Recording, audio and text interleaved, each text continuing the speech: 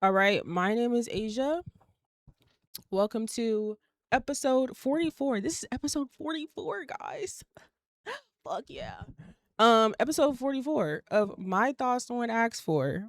Hello, my name is Asia, the host of My Thoughts No One Asked For, where I share my thoughts none of you asked for or probably even care about, but I'm gonna share them any fucking way. Thank you so much, girl. You see, I'm rocking the fro.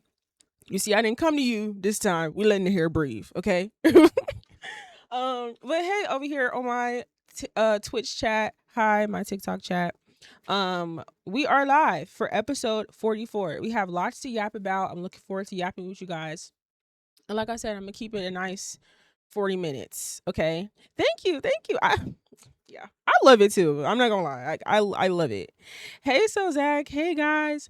Alrighty. So to actually start off, I know what I usually do my week recaps.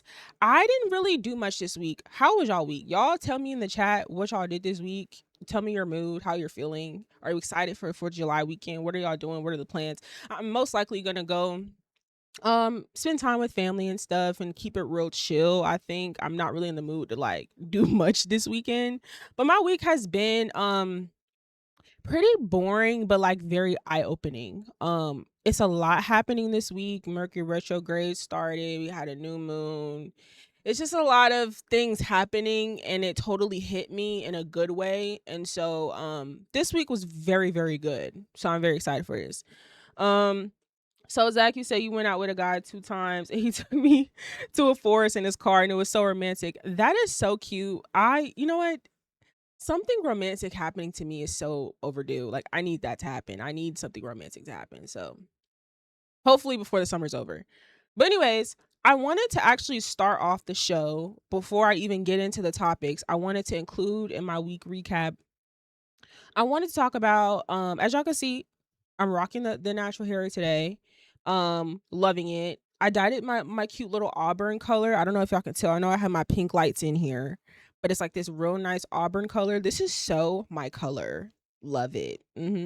Um I wanted to actually talk about have a little natural hair conversation really quick to start off because I have seen like for the past couple of months, I've seen a lot of natural hair discourse surrounding black women, and it's just like this huge conversation about, oh, black women don't wear their natural hair, like not enough wear their natural hair, I guess.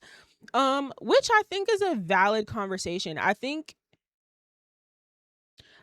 bringing up certain black women not wearing their natural hair because they actually hate their natural hair, and addressing like internalized anti-blackness is such a important and valid conversation to have.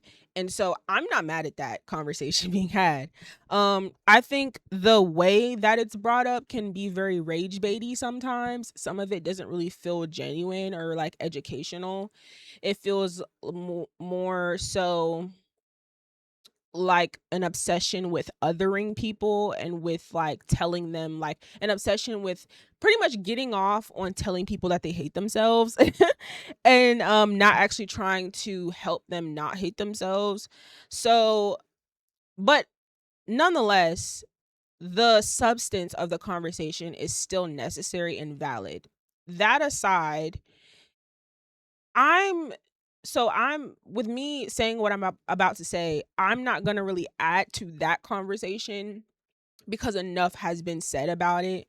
I more so want to introduce another aspect to the natural hair discussion that I'm really have not heard online, not to say no one has said it, but when it comes to the conversation of why certain black women as like young adults um or even just adults period, but like why certain black women do not wear their natural hair, just assigning it to hating your hair, um I think th- uh, I think there can be other reasons, right? I think even though that's a really valid reason and very and is definitely the case for a lot of people, I think to add to it, the biggest reason the biggest reason in my opinion as adults when it comes to like black women not wearing the natural hair is like wearing certain protective styles out of convenience.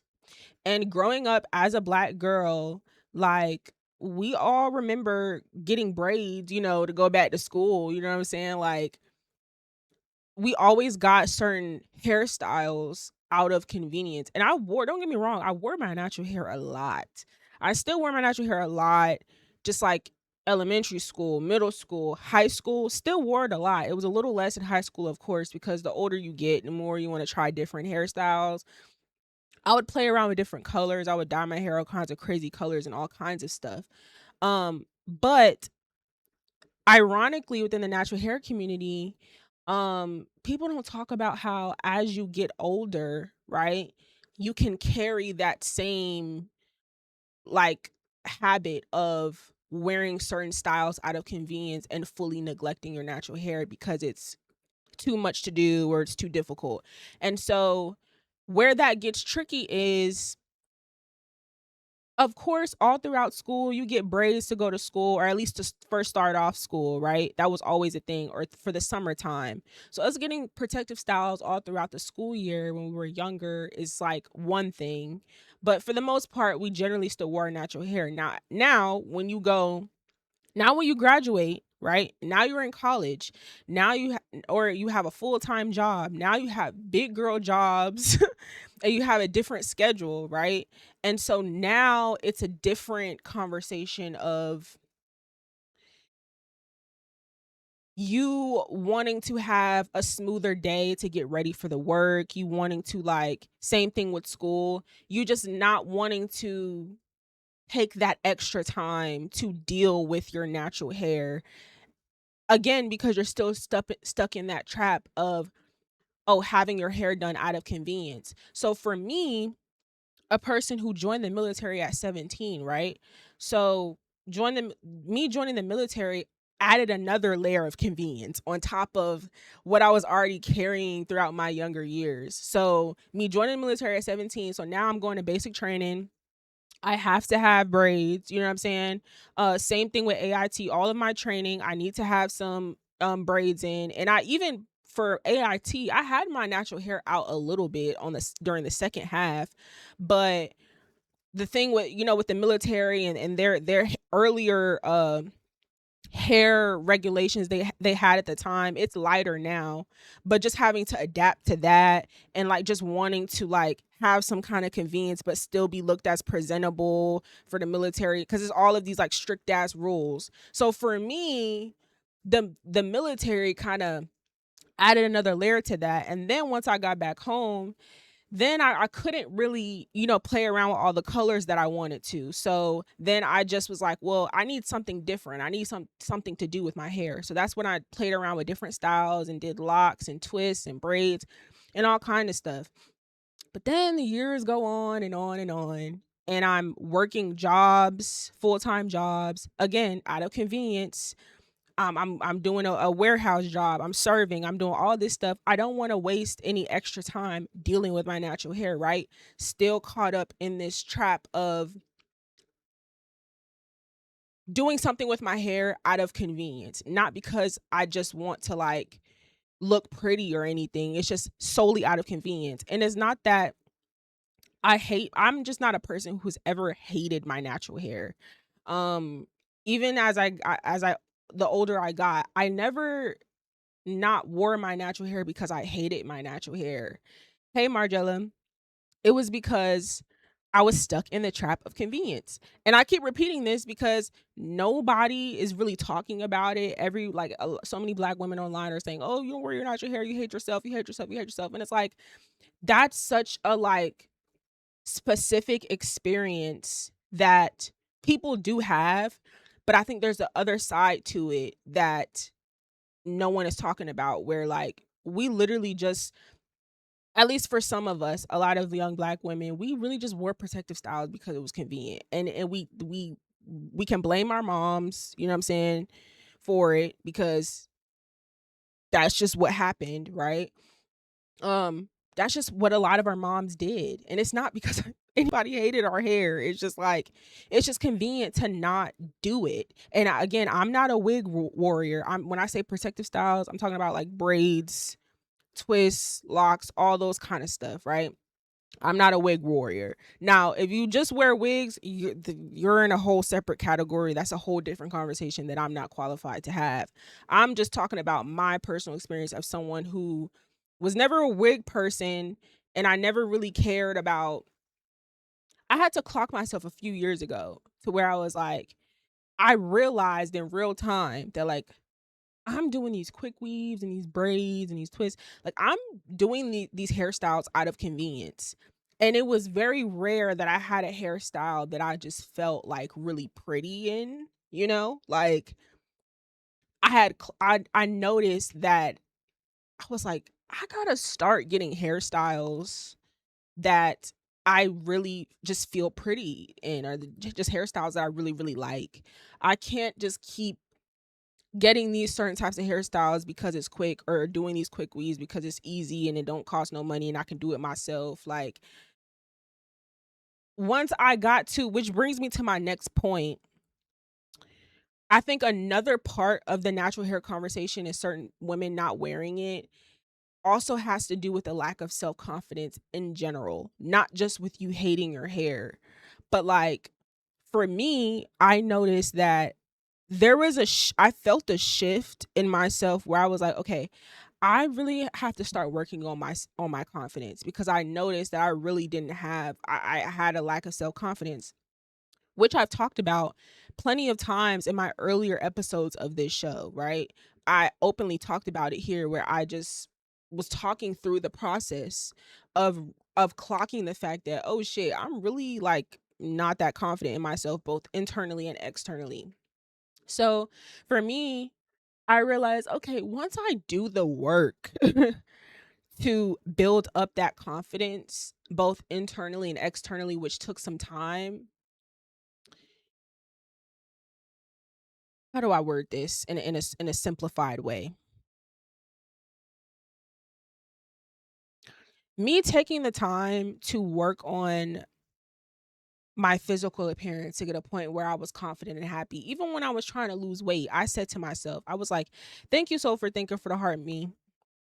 Um, I was thinking to myself, I was like, I'm not gonna lose this weight if I don't learn to like love who I am now. So at that point where I was like super thick and I wasn't really feeling it, I was like, well, it's gonna be hard for me to lose this weight. I had felt like I wasn't gonna lose it until I started to just love who I was at that time, right? Because I realized I was like, I can't keep.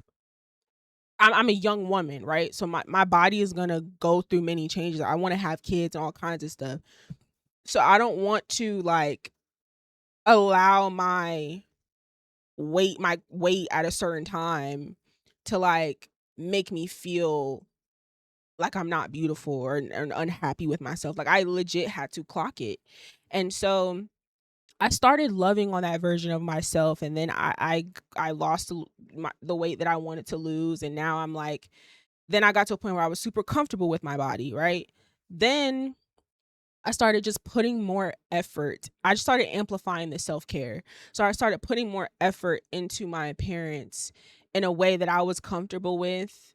And so I'm talking skincare, gua sha, and just like going to the spa more and doing all this kind of stuff. Not a lot, but just like the bare minimum type of self care, for me, because I don't care for like the super extreme stuff. Once I did that alongside the internal self care and building up that confidence internally, I then got to a point where I was like, I can put anything on my head. I can wear honestly any kind of hairstyle, and could not feel confident. You know what I'm saying? And so my point is, once you reach a certain level of confidence internally and externally, you are also going to love the hair that grows out of your head. You just are. And of course, I'm not trying to speak in absolutes. I'm sure there are many cases where people can be super duper confident and still not love their individual natural hair, because everyone's natural hair is different. However, I would then argue the validity of your confidence, and if you actually really are confident. I would argue if you're truly confident or not. If Because I feel like if you are confident in every other aspect, but you're not happy and comfortable with the hair that goes out of your head, I don't think that I don't know if that's self confidence. So in general, yeah, I just wanted to speak on that because I saw a lot of that discourse happening like months ago, and I tapped into it a little bit, but now, here with me having mine out, I just wanted to like talk about it. And yeah, I just really wanted to bring up that convenience point because literally when I stopped working, right, I realized I was like, oh shit. I took out my hair and I washed my hair. I was like, oh shit, I love my hair. Like I need to wear this out. And that was the first time that I actually considered it in years because I'm just on this trap in this cycle of getting my hair done out of convenience. My natural hair isn't convenient. You know what I'm saying? And that is a trap that is not our fault. That's shit that we were conditioned to be like that since we were younger, right? Now, I've never carried any type of hate for my natural hair. Of course, we all have been like insecure about shrinkage and shit, but it's like I wore my hair out the most, like, confidently as a teenager with, plenty of shrinkage. You know what I'm saying? So it's like that's like little stuff that we all might feel away about, but then as we get older, we get over it. Um and like I said, I understand everybody's natural hair is different. Everyone has their own relationship with it. But I think that if you have considered maybe wearing your natural hair out even for the summer, because for me it's just so fucking hot, I'm like, let me just wear my hair out. um Reintroduce yourself to your natural hair and like build your own relationship with your natural hair. And the thing is, you can't hate it. You know what I'm saying? It's your hair. So it's like, I think I just wanted to bring another side of the conversation for people who don't actually hate, who never have hated their natural hair, but who are trying to decode and figure out, why have I gone so long not wearing it out? And a lot of us have just been stuck in the trap of convenience. And at some point, you have to snap yourself out of it. So yeah, hopefully this was like helpful for some people. I wish shrinkage didn't exist. I swear my hair would grow faster. Yeah, shrinkage is honestly a little bit annoying, but um what matters the most is like how healthy your hair is, to be honest. And there's plenty of ways like for your hair to grow and all that stuff. You take care of it, it'll grow. you know? Um so yeah, even in last example, and I'll get off this hair topic. Last example for this.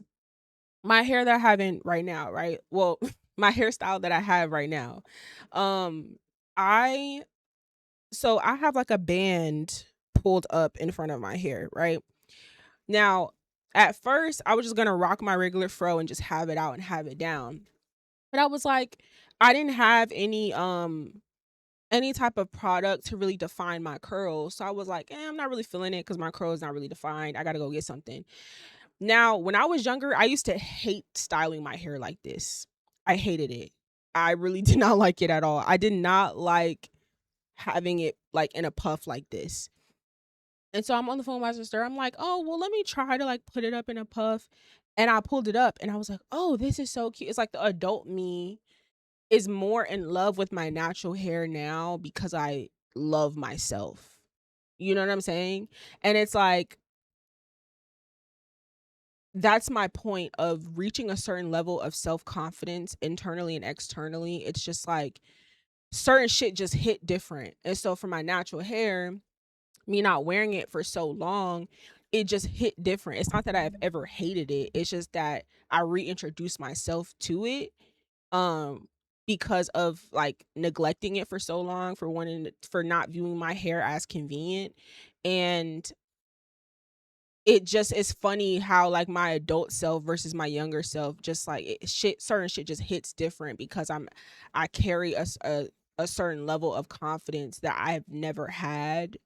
So it's like I can almost pretty much wear anything and wear any type of fucking hairstyle and feel beautiful. So anyway, I'm sorry for yapping. Let's do a commercial break and we'll come back and yap some more.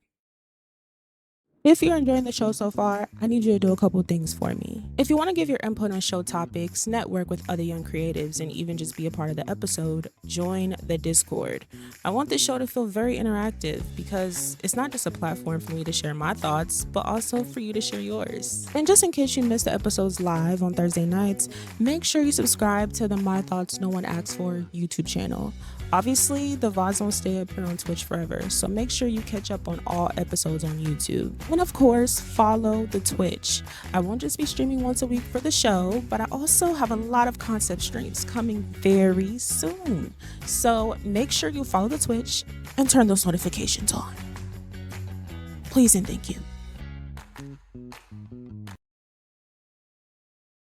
Now I am back. I am back to yap some more. I realize I'm already 20 minutes in. This isn't going to be a 40-minute episode. I'm sorry. Maybe 45. We'll see what I can do. Okay. Also, I want to reiterate, I hope you guys are paying attention to that commercial. Make sure you follow me on everything, everywhere. Okay. Also, especially subscribe to the My Thoughts on Ask For YouTube channel. Hey, over here on Twitch, in case I have any Wi-Fi issues. If this shit fucks up at any point and you don't see the full episode, make sure you subscribe to my YouTube so you can catch the full episode in the morning when I post it on Friday. Okay. All right, let's get into it. So I'm gonna make this is another personal topic, but I'm gonna make it pretty quick because it's really not that too much to deep dive into, and then we're gonna move along. But I felt like this is very important to talk about. So for me, pretty much since I was for a very long time, I've always felt very uncomfortable with asking for help. More so specifically asking my family members for help, right? More so specifically my parents, which is crazy, right? Because for anyone who has a fairly good relationship with their parents, you think, well, they're your parents. They're there to help you, right? If they're in a space where they can help you and they want to, that's what they're there for. And I realized that it's not my logic behind not my logic behind struggling with asking my family for help or my parents for help isn't entirely centered around like me wanting to be super independent and being like, oh, I can do everything myself. I don't need anybody, right? I think that's part of it is there, but it most of it has to do with like growing up, especially the older that I got, I was able to see that like my parents were not like superhuman. You know what I'm saying? Like they didn't always have it. Um and then I also was able to separate like real adult issues versus like shit that wasn't really that serious. And so me being able to see like my parents actually have to like have real life shit to handle, like real life bills, um, and just having to deal with whatever came their way. I grew a huge like amount of appreciation for them, not only for just like them being amazing parents and supporting me and always being there for me, but I've always been so mindful of what they have to take care of and the things that they have to do, to where like when it comes to me and my little issues, I never wanted to like bother them with it, or like I would always have this thing where I would wait until the last minute. Like I would wait until the last minute until I really really need help before I ask for help, because I'm just like, I was not raised to be lazy. Like, I'm not a lazy person. I didn't want to go to college. My mom said, You have to go to college." I said, "Okay, well, who's going to pay for it?" And so I took the initiative to join the military. I did that. No one forced me, no one made me. And so at 17 years old, freshly 17. So I made the decision when I was 16. So I was raised to be independent and to, be able to be confident in my decision making and to be independent. But like I've just never wanted to come across ungrateful, and to just because my parents are there to help, I don't want to always lean on your help because I don't want to take you for granted. I want you to understand how appreciative I am of you, of your existence, and just of the fact that you are able to help me when shit is rough. Like, I just don't want to abuse that. And so when I had broke my big toe and I was like off my foot for months. I was not working, I wasn't doing anything. And that was like the time where I wasn't working. And so they were able to they were helping me, right? And so that was the time where I was literally forced to accept their help. And so recently I uncovered this wound that I have began to heal this wound that I have where I have like a hard time with asking for help because I realize that it's a blockage to like receiving money in general, and just also it's a blockage to like actually being able to have a healthy relationship with money and the way that you view it. And now I can confidently say and comfortably say I don't know why on stream for some reason it's certain words that I can't say literally only on stream. I get tripped up on my words so easily. But I can easily say now that like I am comfortable with asking for help. More so specifically my parents, my family. Like I don't feel it's less about feeling ashamed or embarrassed and more so like me not wanting to take advantage of them, especially if it's a certain time where they could be dealing with shit. Like you can be coming to somebody asking them to do something for you and they could have some shit that you don't even know is going on that they have to handle. And like just some shit on the back end that they already have to take care of and I don't want to be a burden.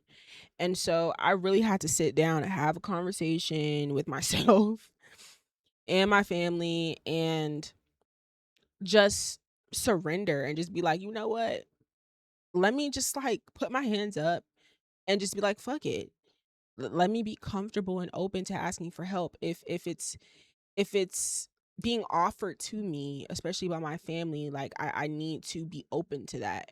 And if I know that I'm not gonna abuse their help and take them for granted, then I shouldn't use that as a crutch to like not allow me to feel comfortable with asking for help, because then I will suffer and I will suffer and I will suffer trying to do shit on my own, trying to figure shit out on my own when I can literally just ask someone for help who is just there and been offering it to me. And so to anyone else who's like that, like me, who just don't like asking nobody for shit, right? Don't feel embarrassed, don't feel ashamed for it. Um you are not Superman or Superwoman. Like we all need help, at a certain time of life. And I'm not even just talking about with money. I'm even just talking about resources, like just knowledge, just any type of help, just trying to help you figure some shit out. Don't feel embarrassed to like ask anyone for help, especially if you have family who is kindly offering it. Take the help, take the assistance. um don't abuse it, don't take advantage, but like make sure you have a healthy balance of like, yes, be independent and do shit yourself. And I still stand by the fact that you should still firstly resort to trying to figure it out yourself, right? But the moment you realize you can't, ask for help, especially if it's there. Margella said, I'd rather work a double than ask for help, not gonna lie. And that's the problem. That's the problem. Now I understand case, and I'm specifically talking about cases where people like have people who like will help them, or like they have access to help. I know there are certain situations where some people ain't no family, ain't no friend, ain't nobody gonna help them with nothing, and you have no choice but to get it on your own. And you know so that's something else. But there are people who do have people who are willing to help them and who offer help all the time, and they deny it because of, oh, I'm just so independent. I can do it myself. I can do it myself. I'm not gonna ask nobody for nothing. I don't want you holding it over my head. And all of these feelings are so valid, but at the same time,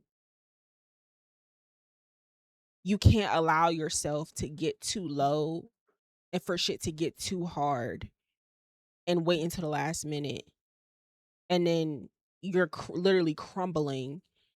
And and instead of you suffering like that, if you can just call a parent or call a family member, a friend, somebody you know that can help you in some kind of capacity, you need to allow yourself to be okay with that if it's necessary. Um so yeah, just wanted to spread that to you guys, okay? Okay. So, let's see. I'm trying to see if I want to we're going to go into Love Island because this other topic that I wanted to hit, I might save it for next week or another stream. But I just want to get into Love Island really quick. I'm not going to literally talk about the show. I'm not going to review it. Um but I want to talk about reality TV in general, but more so specifically what this show and the viewers' reactions from it has uncovered to me. First, very quickly, very brief. Um I'm really kind of over this season, I'm not going to lie. I am pretty much tired of everybody on that cast. There's a lot going on and not in a good way. Um it's not like really enjoyable. All the couples are trash. There's people scamming left and right. There's so many tears. It's just so much miscommunication, double standards, too much yelling and screaming for like no reason. It's just a lot going on. So I'm gonna just be honest. This season is That's what's so ironic about this season of Love Island. It's really not even that good for all of this hootenanny. Like, it's just not that good for all of this shit that's happening online. It's just not even that good of a season for all of this. Like, everyone can like calm down. Um, the reaction from the audience with this season of Love Island has made me very concerned. Um, it's so many people watching this show that are treating these people on this show as if they're not people, and they're treating them more like characters than humans. And naturally, with how we watch reality TV, that's just what we do, right? We look at these people enough as human to critique them as characters, right? And where it gets tricky and harmful is the projecting, right? You watching a show and you seeing someone like a Casey, and you're getting triggered and you're like just projecting your past experiences onto him and fears onto him, that some of it may be true, some of it may not be, but taking it to a very heightened extreme of putting certain labels on him and villainizing him, when in this story, right, this particular season of Love Island, he's not even the real villain, and you are being blinded by gender wars to distract you from the fact of the real play, of what's really at play here, which is to like villainize the dark skinned black man, use him as a scapegoat when there's a light-skinned evil liar, like blatant liar in that villa, alongside two white boys who instigated this entire shit by lying on the black man. And so like then we just seen today Disney posted something about the Casey undercover thing and threw shade at Casey. Like it's just getting weird. And now there's even people like, "Oh, well, I don't even like Casey, but this is too much. Like this is too much." Oh, so now y'all see the play. Y'all didn't see it before? Y'all didn't see it before? Now y'all are like, "Oh, why is Disney posting about Casey? This is oh my gosh. What are they doing? Inserting themselves in black folks' business." Da, da, da. Also, now y'all see the race play. But you didn't see it before when y'all were like calling this man all everything but a child of God and making him out to be the devil. You guys literally served him to the mainstream media as this like terrible person. And so now when all of these multi-million-dollar companies are entertaining it, including Peacock, and now Disney is entertaining it and hopping in on the joke, now y'all are like, "Oh, I don't like that." But y'all that's literally like what y'all did. 1 + 1 = 2. Y'all literally created this. Oh, but now that Disney is jumping in on the joke, it's not funny anymore. It's just a lot going on with this show. And the crazy thing is with this season 8 of Love Island, there's really nothing new that's happening in this show. Like as a reality TV obsessor, the way that I watch reality TV is, and this is why I enjoy the most like binge watching reality TV years after it's already come out, so I don't even have to deal with shit like this. I watch reality TV from a place of like when I have my phone down and I'm watching it, right? And I watch it from like an educational standpoint and just really trying to analyze other human beings and understand why they think the way that they think, why they act the way that they do, why they respond to situations the way that they do. I like to assess conflict and to figure out, well, who was right, who was wrong. Maybe they was both right, maybe they was both wrong. How did we end up here? Um I just I love, and even on the Big Brother side, right? Hey, Hack Disu. Even on a show like a competition reality shows like the Big Brothers and the Challenge and Traders, we love those shows for the strategy of it, right? And so there's so many different types of reality TV to consume. And for me, how I view it all the same way is I view it in a way of I watch reality TV like I view these people as characters enough to be entertained, but I give them grace. I give them the grace. I give them grace because they're human. That's the best way to frame it. I watch them as characters, just any TV show, cartoon character, enough to the point where I'm entertained by it. And I also give them a certain amount of grace, or I've also view them in a human sense and be like, okay, like me, I binge watched um Housewives for like the past couple of months, and there are certain housewives that I love as characters, right?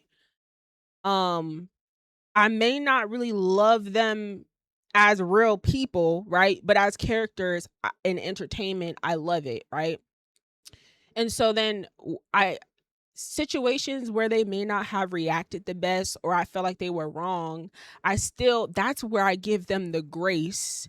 It doesn't mean I have to make excuses, but that's where I stop myself from taking it too far. Of like, if I'm doing a review or talking about it online, that's where I stop myself from taking shit too far, because I have to remember this is a real person. You know what I'm saying? And what they're experiencing is no different from shit that people go through every day. It's just being broadcasted for everyone to watch.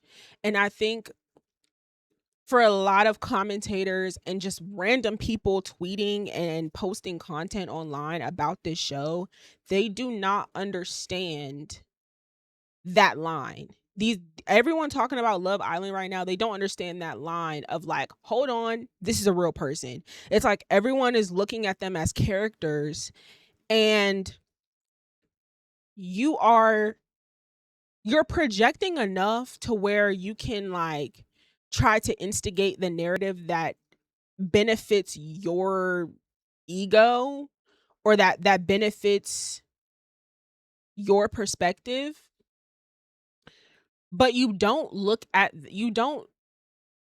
try to really relate to them too much. And I feel like that's kind of strange, because it's like, just as much as you are villainizing KC and acting like he's a devil and all of this shit, it's just kind of like, he's a young everyone, not even I'm not even gonna isolate him. Everyone on the show is like, or most of the people on the show, the people who are being very emotional and acting out of pocket, are very young. These people are young. You can watch this show and see that a lot of these people on this show have not had a lot of relationship experiences. These people have barely lived life. And so it's dangerous to project your personal life experiences onto strangers on a reality show that is heavily edited in the producer's favor to go along with the current narrative of the that the viewers are pushing. It's just like, it's honestly, seeing a lot of shit that I've seen online, I am like actually concerned for the islanders when they get out of the island. When I'm actually concerned for the islanders when they get off the villa, because it's parasocial to like the umpteenth power. It's like, I truly believe that so many people are gonna feel very stupid when these people get out of the villa. And I made a TikTok video about it, that I really hope this is the last season of Love Island. I just hope that it is. I believe that this is my personal like last year watching Love Island USA. Um I'm over it. The audience is really suffocating and very lame. Um there's a lot of like, so much there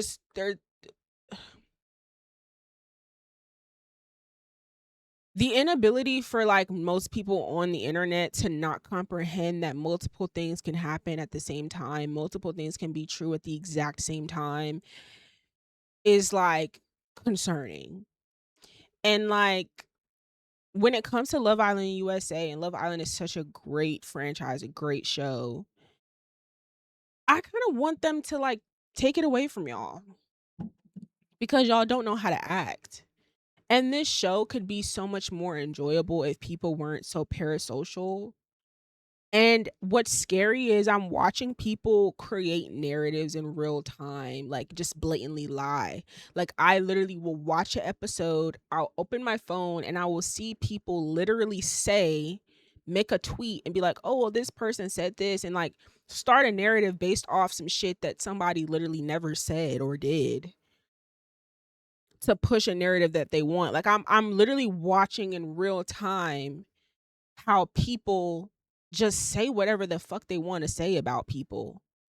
And it's thousands and thousands of people that follow along. It's literally some people that are lying, like blatantly lying right after an episode airs to push a narrative. This is a scary place. And so I get it, right? There is like a large group of people who like operate off group think and who are too caught up in like being stuck and hung up on shit that doesn't fucking matter. They're always going to react this kind of way with this kind of stuff. So there's no point in me trying to say anything to possibly change people's minds because it just is what it is, right? Um I just at some point these people who are acting completely out of pocket about this show are going to feel very stupid and embarrassed at some point. And this is also a show that has had multiple people unalive themselves because of the audience. That like I genuinely hope that everyone's mental health is good when they get out that villa. Cause the shit that I'm seeing online is absolutely fucking unnecessary. Yes, let's have commentary. Let's be jokey. Let's have fun. I'm honestly fine, even though I think that the way people are shitting on KC is extreme. It's fine. Let's shit on KC, right? We can do that in a fun way, in a lighthearted way, in a jokey, like black way. We don't have to like we don't have to demonize. We don't have to villainize this man, especially when he's not the real villain. We just don't there's a way to just do things better. There's a way to just do things lighter and more fun without being so fucking mean. Hey Chad, you're a little bit late, but I'm wrapping up the Love Island talk. I'll just say this to close out this conversation with Love Island. Uh,